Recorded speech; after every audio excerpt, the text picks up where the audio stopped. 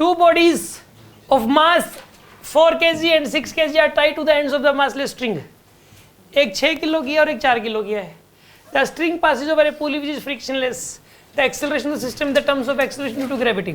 यार सुनो, ये क्वेश्चन आता है बच्चे को वैसे, बस जल्दी करने का ही चक्कर है इसमें. तो एक तो टेंशन का और एक एक्सेलरेशन का.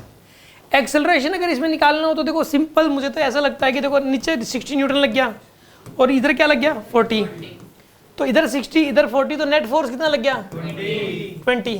तो एक्सेलरेशन कितना आ जाएगा 20/8, 20/10 क्या 20/10 कितना एक्सेलरेशन आएगा 2. सिंपल सी बात है. अब सुनो, इसके अंदर जो है ना टेंशन भी पूछ सकता था इस क्वेश्चन में. उसको जल्दी निकालने का तरीका है किसी के पास? टेंशन निकालने का तरीका कैसे निकालोगे इसमें टेंशन? आप ये कह रहे हो कि सर ऊपर लगा दो t और एक्सेलरेशन पता लग गया कितना 2 का, तो इक्वेशन बना लो 60 - t = 12 और t की वैल्यू कितनी आएगी यहाँ पे 48. ठीक है, अगर सिर्फ टेंशन पूछ रखी हो तो पहले एक्सेलरेशन निकालोगे, फिर एक्सेलरेशन से टेंशन निकालोगे, है ना. मैं आपको टेंशन निकालने का एक और तरीका देता हूँ जो बुक्स में भी कॉमन है. ठीक है ना, ये वाला जो तरीका है, जहाँ तक मुझे भी रिजल्ट कम याद है क्योंकि मैं इसी तरीके से करता हूँ, लेकिन शायद ये वाला रिजल्ट है m1 + m2, शायद इससे ही आ जाएगा. एक बार कर लेते हैं. कितना आएगा यहाँ पर? ये 24 / 10 इंटू जी कितना होता है 10.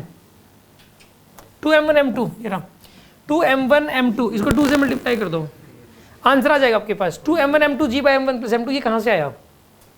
ये टेंशन का फॉर्मूला है 2m1 m2 g / m1 + m2. ये रिजल्ट जो है, अगर ये रिजल्ट कब लगेगा? जब 2 मासीज हो. जब कितने मासीज हो? 2 मासीज हो, तो टेंशन निकालने का फॉर्मूला है. ठीक है ना. अब ये 2m1 m2 g/m1 + m2 और ये कई बार आ चुका है, कई बार आता है जैसे, तो जल्दी हो जाएगा इससे बस. ठीक है ना, या फिर एटलीस्ट क्रॉस चेक तो हो ही जाएगा. सारा खेल टाइम का भी तो है ना. 2m1 m2 g / m1 + m2 ये कैसे आया? इसको मैं डिराइव कर देता हूँ, 2 मिनट लगेंगे. ठीक है ना, इसका डेरिवेशन कर लेते हैं हम लोग. आप एक काम करो, इसमें इसका मास एक बार एक काम करो, ये m1 मान लो और ये वाला मास कितना है m2. नीचे क्या लगेगा बताइए आप? इधर क्या लगेगा m1g, इधर क्या लगेगा बताइए m2g. तो नेट फोर्स कितना हो गया बताइए? F नेट की वैल्यू बताओ कितनी हो जाएगी यहाँ पे? m1g माइनस में m2g. और एक्सेलरेशन कितना हो जाएगा बताइए?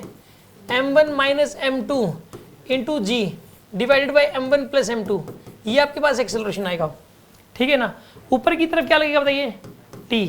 और एक्सेलरेशन इतना है, ये नीचे की तरफ है, तो इक्वेशन क्या बनेगी इस चीज़ के अंदर बताइए आप?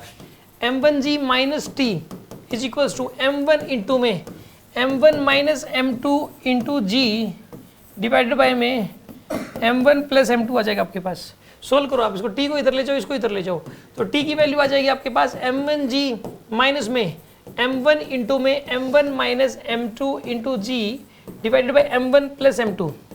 ठीक है, तो इसको सोल्व करो आप. कितना बनेगा ये?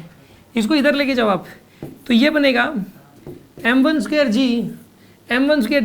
माइनस में m1 m2g, फिर ये वाला माइनस में m1² g प्लस में m1 m2g डिवाइडेड बाय में m1 प्लस में m2. यहाँ g भी आएगा ना एक. ठीक है, g भी आएगा यहाँ पर एक. ये और ये कैंसिल हो गया भाई. नहीं, ये माइनस के, दोनों माइनस के. रुको एक बार, ये माइनस का है m1² से. अच्छा, कैंसिल तो ये भी हो रहा है. अच्छा, ये माइनस माइनस तो प्लस बन गया ये, और ये वाला प्लस का ही आएगा यहाँ पे. ये प्लस का ही आएगा, देख लो चाहे आप. मैंने थोड़ा सा ऐसे मिस्टेक होगी, इसको इधर लेके जाओगे, ये प्लस का ही आएगा. तो क्या बन जाएगा ये 2m1 m2 g / m1 + m2 हो गया प्रूफ. ये प्रूफ हो गया टेंशन. मतलब अगर आपको टाइम बचाना है तो इससे 30 सेकंड्स तक बच सकते हैं. इसके अंदर 30 सेकंड्स ईजिली बच जाएंगे अगर आप ये रिजल्ट याद कर लेते हैं. तो अगर 2 मासेज हैं m1 m2, तो टेंशन स्ट्रिंग में जो आती है 2 ही मास होने चाहिए, लेकिन 3 मास हो तो फिर ये चीज़ एप्लीकेबल नहीं है. ठीक है, क्योंकि मैं कई बार खुद ऐसा महसूस करता हूँ कि मैं ये रिजल्ट जो है ना मुझे याद रख लेना चाहिए ये, क्योंकि कई बार आता रहता है बार बार. तो 2m1 m2g divide by m1 plus m2, ठीक है।